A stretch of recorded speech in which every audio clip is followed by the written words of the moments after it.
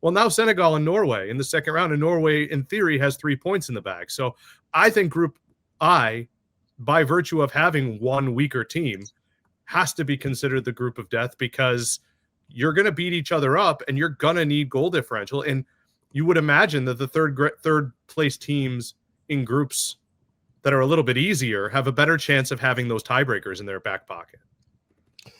Andy, as we move on to talk about the group of death there, as Nick brought it up, how many are there, do we think? Because I'm looking at probably 4 that you could probably say are. Is that fair? And we always knew there was going to be more in this tournament because there's now more teams. There's 48 teams. But again, I think we're looking at Group C, Group H, Group I, and then I would maybe even chuck in Group L a little bit, or Group F. How about Group F? I mean, you could see Lewandowski, Ukraine. You could see Alexander Isak all coming out of that group. Sweden, actually, Kulusevski, like that. Sweden, how are they here? Alanga, like how did they not manage a little bit of a better fate? But when you look at the way that group shakes, Japan, we know are good. The Dutch are tournament tested. In Tunisia, they had a moment at the last World Cup. If I'm not mistaken, I can't quite place it, but they weren't walkovers. Yeah, Andy, who are you thinking group of death wise?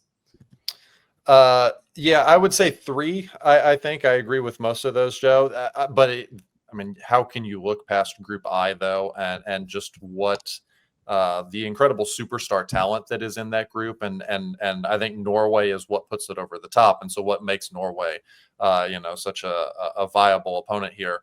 And such a big story for this World Cup as well. It's not just that this is the group of death, but Holland's superstar making it to the World Cup is massive. They've not been in the World Cup since 1998, and they didn't just kind of get here through qualifying this time around. They took 24 of 24 points, finished 6 points clear of Italy, who were in their group, and Italy didn't drop a point against anyone in the group but Norway. We'll see if they can qualify as well. Holland scored the most goals of any player in UEFA qualifying. He had 16 of them in 10 games. That was 8 more goals than anyone else had. And obviously we know his numbers are staggering, but when you look and see the way that it's just translating over to the country, the way that his club form and his club numbers look, it's very impressive, because very few players do it for club and for country to that level. And he's not the only one up top. And so they've just got a number of players that can make a difference for that team. And so when you look at France, Senegal, and Norway, those 3 games between those teams are just going to be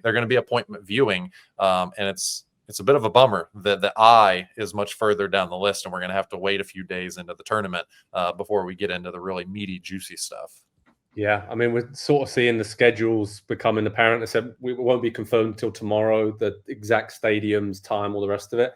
But we know the order which they're playing, Nick. And I think Scotland in that Group C, they're playing Haiti first up, and Brazil playing Morocco. So that is a heavyweight clash between Brazil and Morocco, but a real chance for either Haiti or Scotland there to say we can go into the round of 32 if we win that game, and give themselves a better chance of feeling confident against Brazil and Morocco in the other games in that group. But yeah, that's for that reason. Yeah, so for that reason, I might want to name Scotland a winner, because and I'm not saying this in any disrespectful way, I don't rate them quite as highly. I think they're somewhat fortunate to get here. They needed Denmark to fall apart. The group was Denmark, a not so great Greece, and Belarus. And I think that they are, I don't want to say fortunate, they earned it. It was awesome to watch, and I loved it, and I'm happy for them. And I have some Scottish DNA and all of that. But I think they are just very fortunate to get that first game against Haiti. And have that moment back at a World Cup with a team you should honestly probably handle. Yeah, no, that's fair enough. And I think when we're looking at other groups of death, again, we kind of we put it there to start with in terms of Germany, Ecuador, Ivory Coast, and Curaçao. I think Curaçao were one of the teams that we were like, yeah, they could do quite well, but then that's one heck of a draw they've been handed there, Andy. But Germany, transitional team in terms of where they're at and the players that they have, but are always do well at the World Cup, it seems. And Ecuador, like we said, great defensively. Caicedo running the show. They'll be dangerous. Yeah. And Ivory Coast, again, really strong team.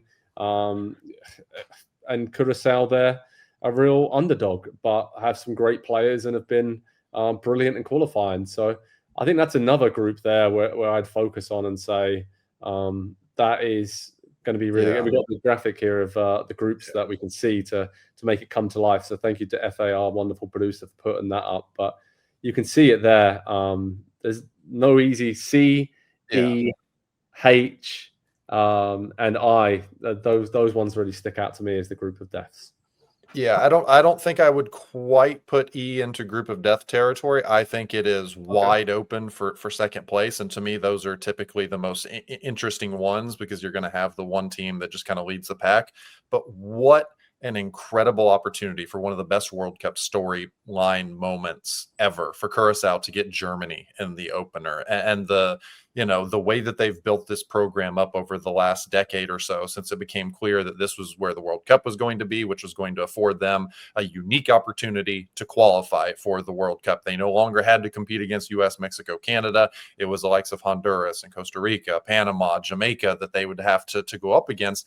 And they brought in a lot of players that would have otherwise been available to play for the Dutch national team, similar to what the US did back in 2014 with Jurgen Klinsmann and bringing in a number of German players.